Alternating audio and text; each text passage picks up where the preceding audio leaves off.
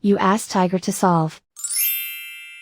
This deals with linear equations with one unknown. The final result is x equals -7. Let's solve it step by step. Group all constants on the right side of the equation.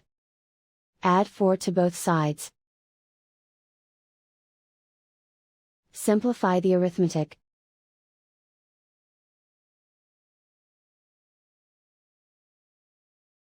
Isolate the x.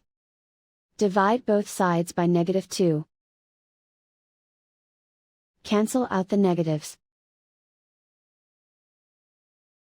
Simplify the fraction. Move the negative sign from the denominator to the numerator. Find the greatest common factor of the numerator and denominator. Factor out and cancel the greatest common factor. And so the final result is x equals -7.